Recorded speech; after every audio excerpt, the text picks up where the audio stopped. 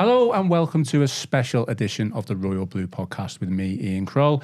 We've got an important show in store today to discuss all things Everton Stadium, and joining me in the Royal Blue studio to do so, we've got two men making their first appearance on the show. First up, I'd like to thank Liverpool City Region Mayor Steve Rotheram for coming in to speak with us today. Steve, how are things? All good?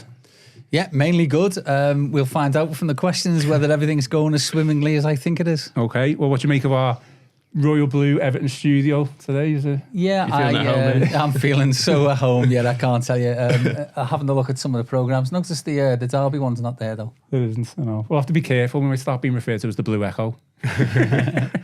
Okay, well, sat around the table next to us as well, we've got the Liverpool Echo's political editor, Liam Thorp, who's been reporting on issues around the stadium over the past couple of weeks.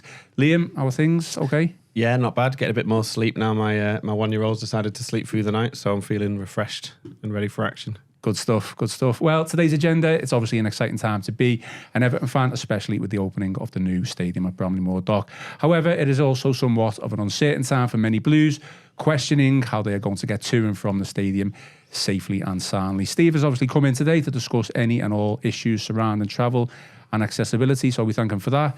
As always, give this video a thumbs up, drop us a like, and if you haven't already, please subscribe to the channel. Your support is greatly appreciated. We have asked for questions on social media, so we'll read out as many as possible and try and give your feedback to Steve as well. Steve, I mean, obviously, initial thoughts on the stadium. It's a really positive time. Let's look at it from that point of view for now. Where do you see the potential for Everton, but also as well as the Liverpool City region itself with the new stadium? Well, I think I've had conversations with the three owners who have been involved in Everton over the last few years. And the one thing that they've all got in common is that just is not just a stadium, it's a statement of intent and a catalyst for the wider regeneration of that area. So it's called at the moment North Liverpool South Sefton Corridor. We're going to come up with some, I think, a bit more appropriate for what it is. But the potential of it is greater than the redevelopment around Old Trafford. And we're not waiting for the stadium to be built. It's already there. So I think there's a real potential for a renaissance of that what once was a prosperous area. Liam, let's bring you in. Obviously, a lot of positives. Again, we have mentioned some legitimate concerns around accessibility and getting to the stadium, but it's at the moment overall positive, isn't it, with everything? You only spoke to any Everton fan who went to that test event, and they were even the ones who were sad to be leaving Goodison. We had guys in this office who never really wanted to leave Goodison, but the second they walked in that stadium, they were just, their mind was blown by it all, really. And it's a huge regeneration project. We are going to talk about the transport related stuff because that's your purview. The test event presented some challenges, I think it's fair to say, and we spoke to fans who said they had a bit of a traumatizing time actually at Sandhills Station. Some people who were there with kids and stuff just felt it was worryingly packed at times, and they felt a little bit in danger. And obviously that is with 10,000 fans rather than the 52,000 fans. So I guess my initial question would be your thoughts on the test event and what you kind of learned from that from a transport perspective, really. Well, there's lots of lessons, aren't there, to be learned. The first one is that we need to identify exactly what it is that we're doing to alleviate some of the problems that people quite rightly have highlighted. But the fan management zone, next door to where the station is to do exactly that. It's not like that this is just being developed in the last few months or weeks. This has been in the plan for 3 years. And those plans are that it would be done in 3 phases. The first one is already complete. The next one will be happening in the next few weeks. And is that the footbridge? Yeah, there's going to be a footbridge that goes. So if you know where it is now, where you go into the fan management zone, there's going to be obviously gates there. Behind that is a derelict piece of land. So we've bought that. We're going to develop that, and then there's going to be a footbridge that leads onto the other side of Sandhills platform. And if people don't know about Sandhills Station, I'm sure lots of people have been there, but it's a raised platform. We've got a mixture, haven't we, in the city region? You've got subterranean ones, such as the one that we're doing in Baltic Triangle, and then we've got this one, which is high up. So we need to get fans from a high vantage down. And therefore, the queuing system that we'll have, because the platform itself is an island, there's a line on either side of it that we can't move. It means that there's a limited number of people that we can put on the platform at any one time. And therefore, the queuing system will be, if you're going into town, the next train is to Central Station. So we let them fans on. Then fans will get on the train. And then we let the platform be emptied. And then the next one is the Ormskirk, the entry train for me.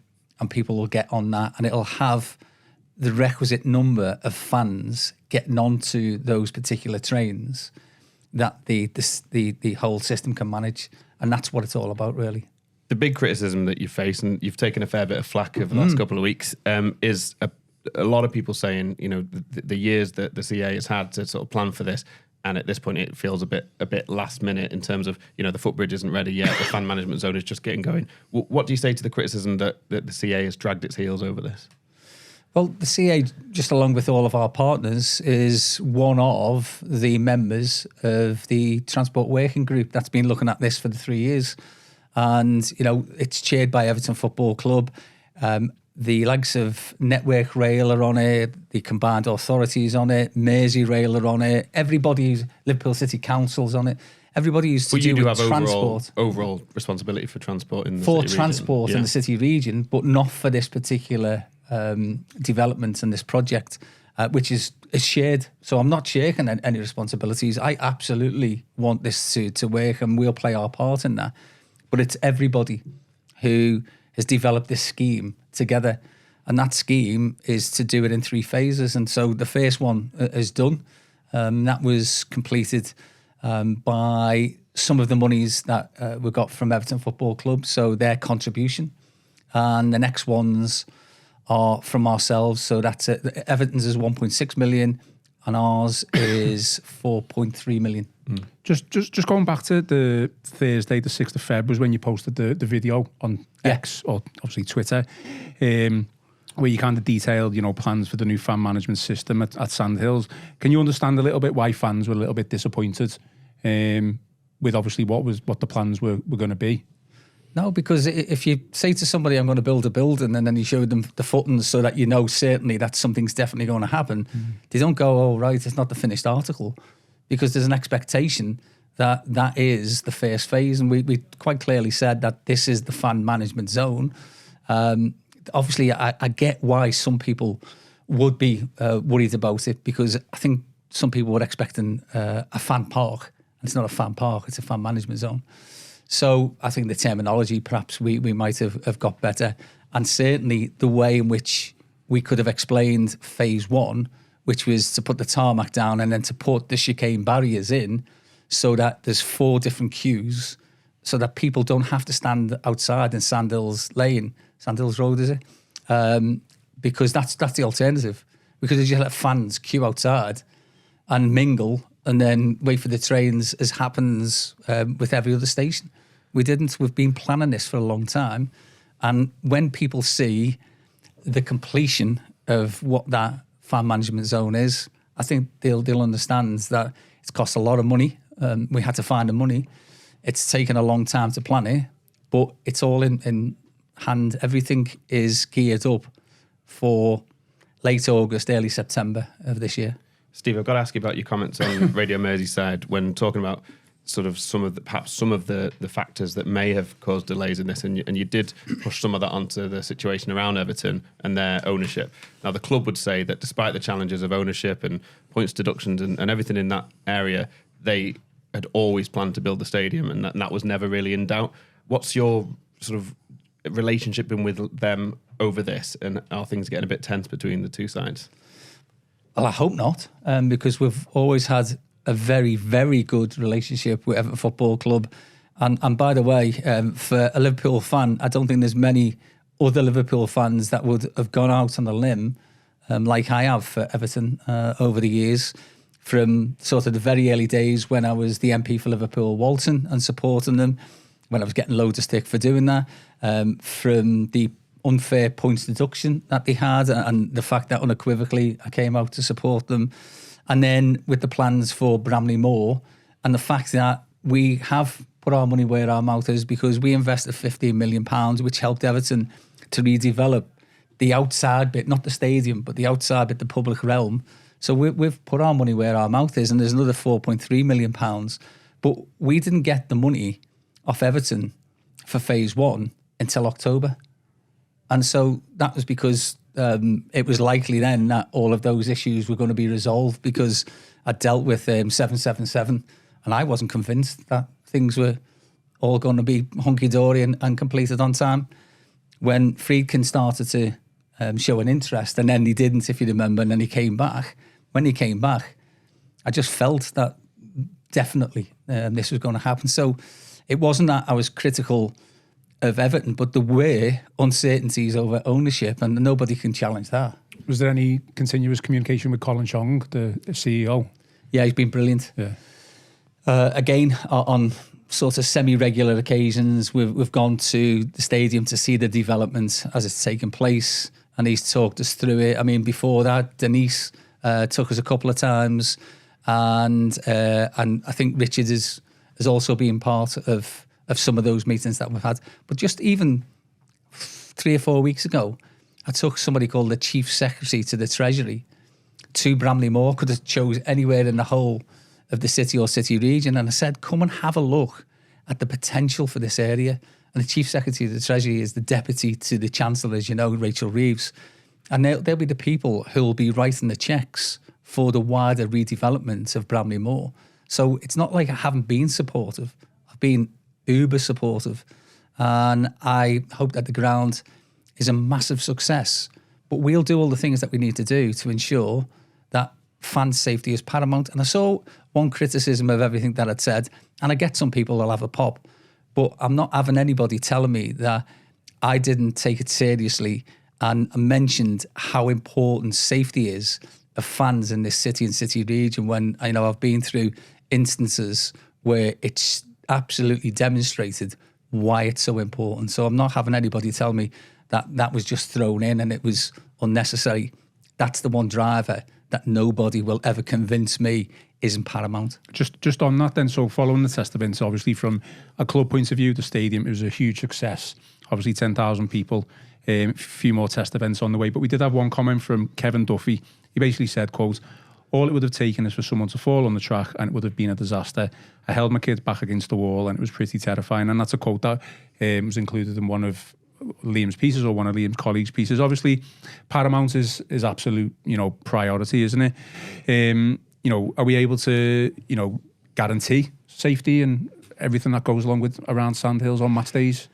It has to be number one, doesn't it? It has to be the single driver that informs everything that we do in regard to the planning of transport.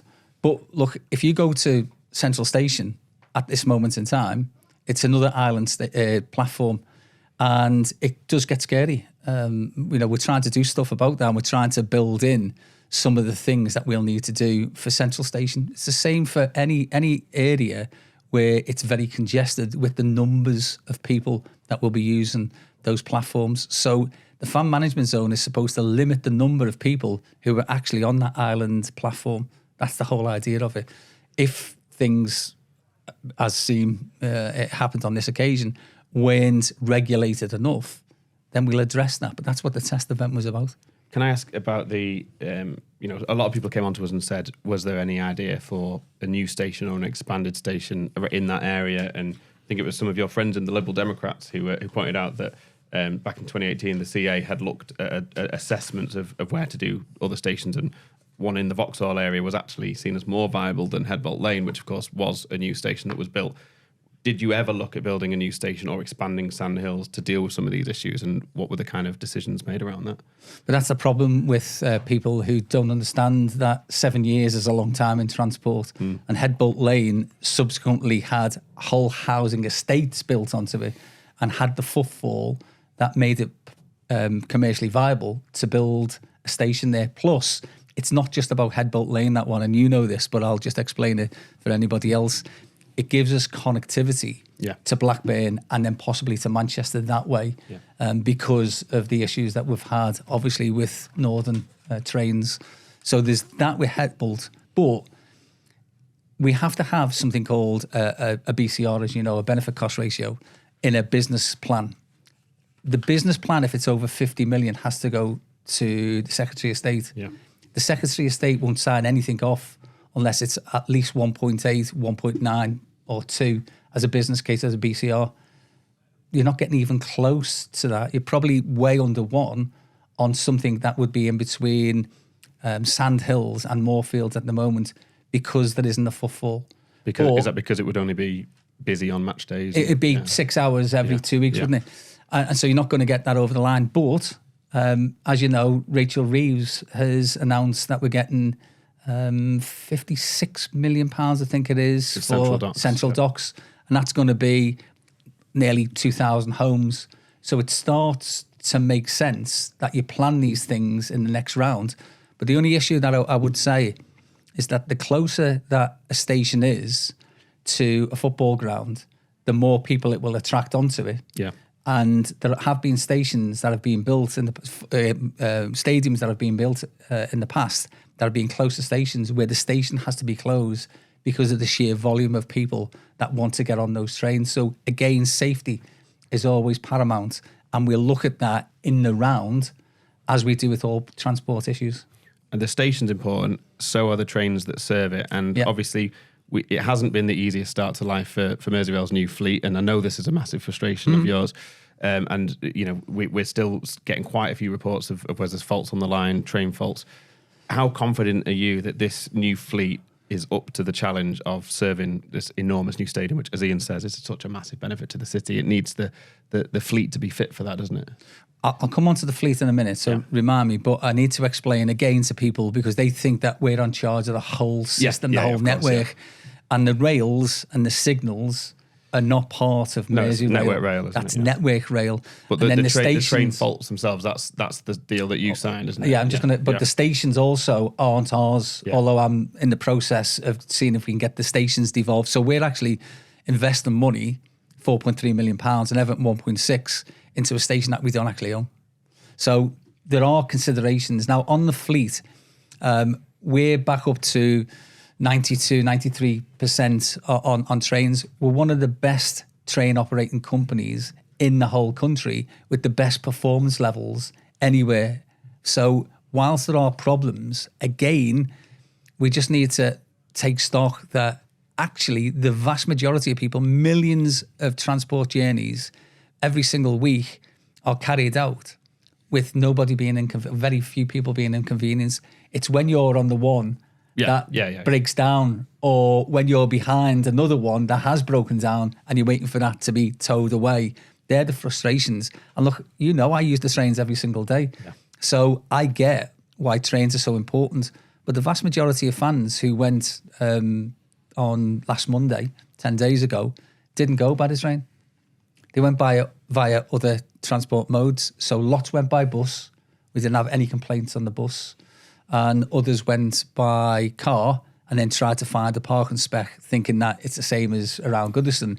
And that then was a consideration for Liam Robinson, who's the leader of Liverpool City Council, who I'm told today has apologised for some of the shortfalls on parking arrangements, but is looking at that as well as part of the test event. It's worth saying at this point, because we're recording this today on Wednesday, and Liam Robinson has been on Radio Merseyside and said he's going to look at some tweaks to that. It's worth saying, because I've seen you getting a bit of flack for that as well. That the parking situation has nothing to do with you, is it? It's a Liverpool council. I mean, look, it's par for the course, isn't it? That you get a lot of stick, but it was a bit of a pile on, But I get that. I get why the genuine ones are frustrated, but the bots and all the nasty stuff and all of the keyboard warriors and some of the political opportunists in that number, if you take them out, actually some of the sensible suggestions were that we can do things a little bit better, and how about this and how about that. They're the things that we'll look at. Did the 365 days a year, you know, around the area seem a little bit extreme to you, in your opinion, considering the blanket parking? Yeah, I mean, Goodison and Anfield doesn't have that anyway. Obviously, on match days, you would kind of expect it, but for the There's a rest lot of the businesses year. who are concerned about the fact that, on any day that, and I know it's not your responsibility, but we thought we'd ask you anyway, businesses who were saying that on a day that Everton are not, or they're playing away at Spurs, for example, they still can't park outside their business. You can see why they're frustrated about that. Yeah, and I'm told that there's some legalities and certainly some costs around the reasoning for that. Because if you had to do it for an individual game and the game's scheduled for a Tuesday or a Wednesday and it changes the date, or it's on a Saturday and it's then on a Sunday. So there's all of that to consider, because actually when the fixtures come out, it's the TV companies who decide when them games are played. So Liverpool City Council, I think, are looking at all of that in the round, just as we're looking at Sandhills Station and everything else that we have responsibility for, including buses.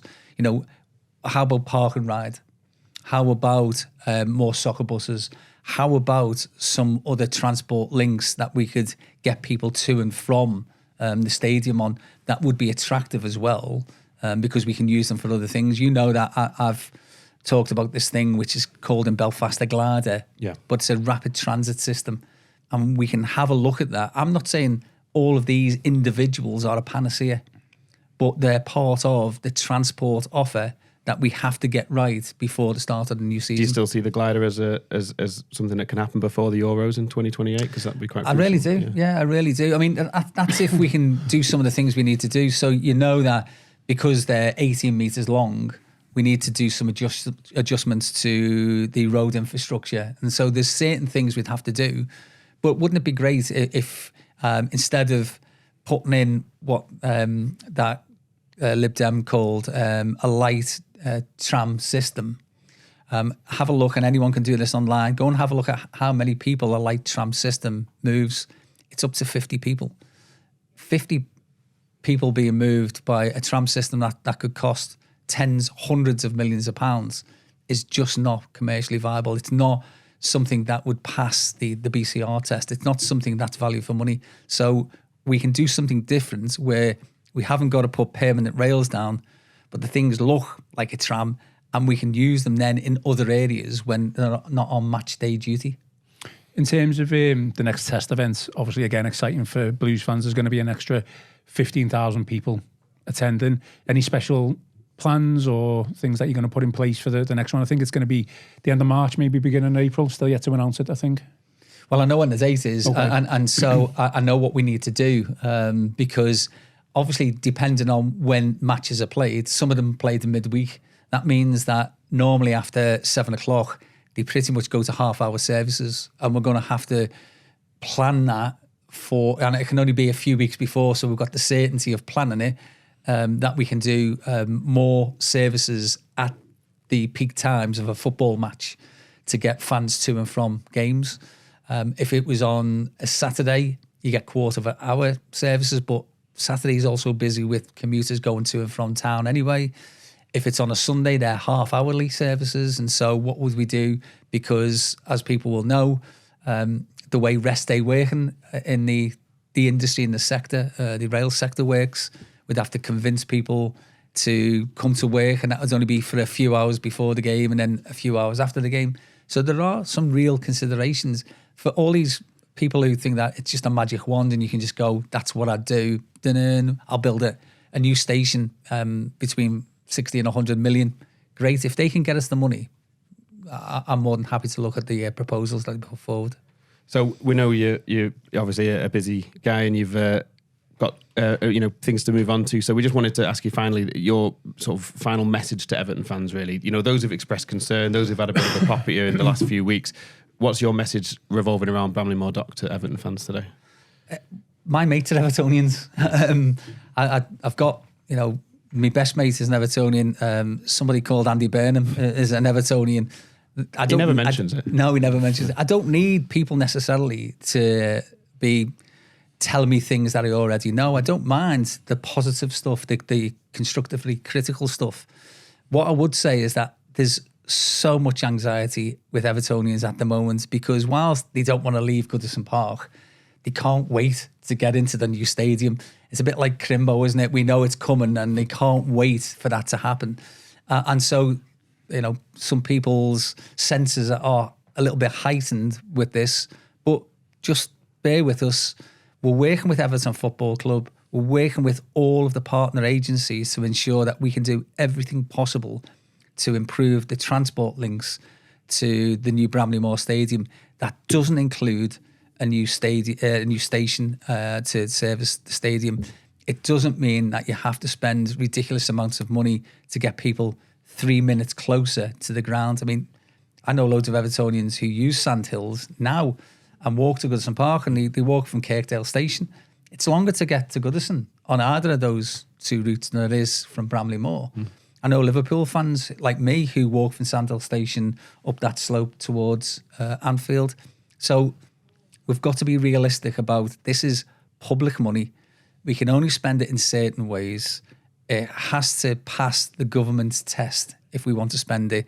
But we'll do everything that we can within the budget and the powers that I have to ensure that people, when they go to Bramley-Moore at the start of next season, go there with the sense of anticipation, I'm sure, but knowing that their safety is the number one concern of everybody who's associated with all the planning for this.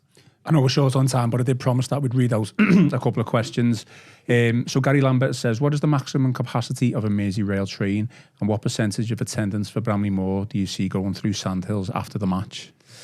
So we have 8 carriage trains, and that's what we'll hopefully deploy because they're the... Is Sandhills big enough for that? The lengths are, yeah. It's the width of Sandhills Station that's our problem. We can't widen it. We can't take the rail out because we'd have to put some massive infrastructure in to widen the station and then put those tracks somewhere else.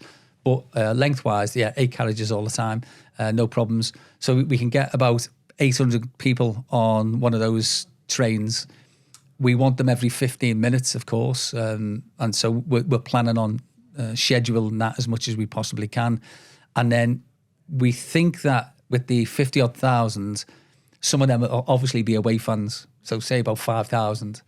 And then there's about 12,000 corporates. And I don't see them all leaving straight after the match, given that they've paid for corporate hospitality. So it's a 2-hour period. In the first hour, I think that's where you're going to get the biggest spike of fans wanting to use it. On the figures that we've got from the test event, 3,000 use it out of the 10. So that's about a third.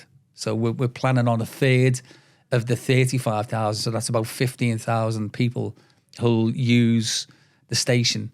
Our capacity currently is about 11,000, 12,000.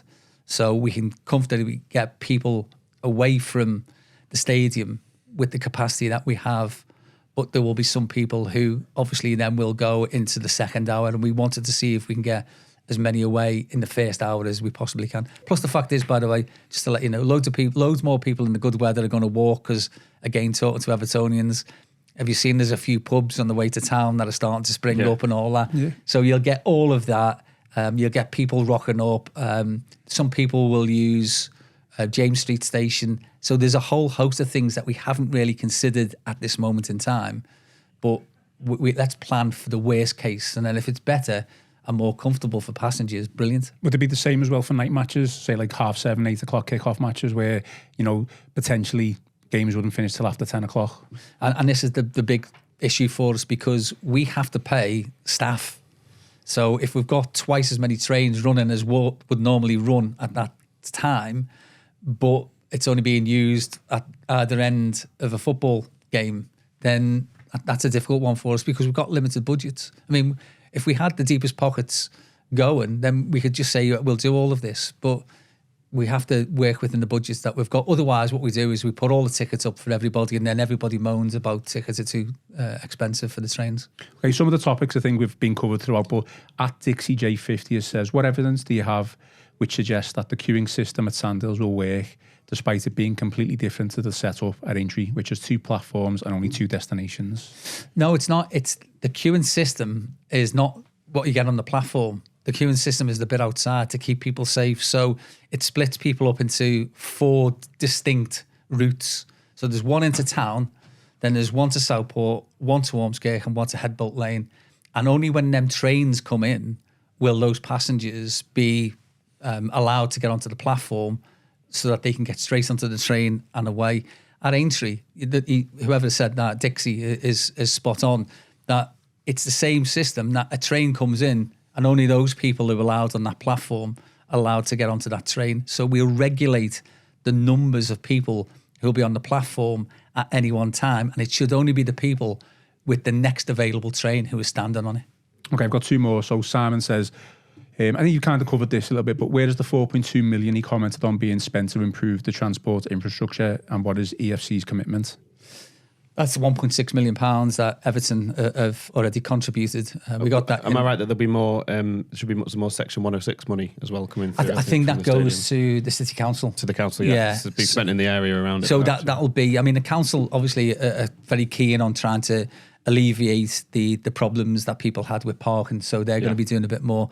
And also, there was some complaints from Evertonians and some women who said that it was dark because they walked back into town. Yeah. And it was dark, so there are things that you can do to street lights, obviously, to improve that. And I walked from Bramley-Moore into town just to see what it was like, and actually could do with a bit of a tidy up. But Liam knows all this because I speak to Liam Robinson all the time. So there are things that you can do. The additional funding that we've put is obviously you have to ensure that land is bought over into the combined authority. So the money will be for toilets, for instance. Now, there will be people like me who are getting to a certain age where if you're walking from the stadium, by the time you get somewhere, you're going, oh, you know what, I need to go to the loo. So we're going to put proper toilets in, not porta cabins. We could do that on the cheap. We're going to put proper toilets in for people. There's going to be, well, they're already enhanced lighting in the fan management zone. And audio, so people will understand when the next train's coming and all that. All them speakers are in. The next bit of it is if you look from the gates where the queuing mechanisms are, that bit of land we're then taking over. And there's going to be things like there's going to be a fixed stage. So at Aintree, sometimes they'll have bands playing, and it means that people queue, believe it or not, their attitude to queuing is less fractious. So we're going to do some of that. There's going to be big tellies where you could play some, of the greatest hits from Everton Football Club and all that. So there'll be all of those things. Oh, and there's concessions so you can get food and drink and that's all. But it's to make the experience as pleasant as you can when you're queuing for a train. Nobody likes queuing, but everywhere else people queue for trains, What about the weather, though? A few fans have pointed out that it's a bit open to the elements there. Could that money extend to any kind of canopy over the area? Not at this moment in time, but to tell you the truth, if the weather's bad, they're going to be walking from Bramley-Moore and they're going to have the same weather conditions. It's not a microclimate that all of a sudden it changes because you're queuing. And people queue at Aintree at the moment. And believe me, in April, when it's going to be hopefully better weather, but you get April showers, and so lots of people have the same sort of considerations. And the bridge and the footbridge and the stairwell hasn't gone through planning yet at Liverpool Council. Are you confident that it'll be ready for the start of the season? Because we're told that it doesn't need to, because it's permitted development with Network Rail. So I can only go on what I'm told. Yeah. And I've been told all along that these plans are all sufficient for that stage of the development. In other words, our first test event, this is what we need to do. We got the money in October and it was spent by the end of January, and that's how quickly we can work. So the funding that I've committed to, that will be there. £4.3 million will be spent, and it'll do all these other things. But look, in the future, if more and more people are attracted to using this, it's not the be all and end all what we've got now. If we can attract more funding, then we'll do more and more, and we'll enhance it more and more. Just the same as I want to do with every station on the Merseyrail network. Just last question then from Dom, who's on Twitter. I'm sure you like to answer this. He says, where is the ambition? Why do we seem to go for the cheapest option and not the best? Is the target not to regenerate the area, not just to appease the football goers? That's from Dom on Twitter.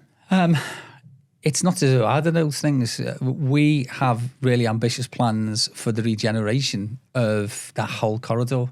10,000 homes is what the ambition is. That's the size of a village that we're going to build, and connecting up from the sort of the end of the Three Graces, even though there's some development there, but that's in the zone right the way through to something called Salt and Tar, which is in Bootle. And, Marion Atkinson, who's the leader of Sefton Council, has also got plans about park and ride schemes in Bootle so that people can jump on the bus, and then it's pretty much a straight run, as you know, down the Dock Road and drop people off at Great Howard Street. And then you can do a reverse, and then off they go back and then pick more people up. So them sort of shuttle services we're trying to get from all the different directions. But the problem with Everton's new stadium is that it's landlocked pretty much on two sides, and then you've got United Utilities and all of the sewage works on the other side, and then you've got a wall that cannot be demolished. So you've got, from the Crimean War, you've got that wall, which Everton got permission to punch holes in to let fans through and all that sort of stuff. But there's not much more you can do on that, because heritage is really important, and that's why we gave Everton the £15 million to do some of these things on the heritage features. Any final thoughts, Liam? No, just really pleased that you came in, Steve, and answered a lot of questions. We know you've had a lot of scrutiny over this in recent weeks, and I think I surmise that your message to Everton fans is to bear with you, and that things will play out and be as safe and as secure as possible. It's not just me. I mean, look, everybody is pulling in the same direction. If there was one partner who was saying, "Oh, listen, I don't think this is going to work," then that would concern me. Every single one of them. There's minutes from the Transport Working Group. Everybody has said that this is phase 1. Phase 2 is already in the pipeline, and phase 3 will happen after that, because obviously we have to get the rights from permitted development. But all of that has been in hand for, well, not just months, but years. I think it's fair to say the fans will continue to hold you to account and give you feedback as you go forward, which I'm sure you would welcome. Right? It's the role, isn't it? Yeah. Thanks very much for coming in. Appreciate Thanks, it. Liam. Yeah, Steve, thanks very much. That is all for today's Royal Blue Show. Please remember to hit the like button on the YouTube channel and subscribe if you haven't already. Please drop us some 5-star reviews on Apple and Spotify as well. Most importantly, enjoy the rest of your day. Enjoy the rest of your week. I've been Ian Croll, joined by Liverpool Mayor Steve Rotheram and Liverpool Echo political editor Liam Thorp. And this has been the Royal Blue Podcast.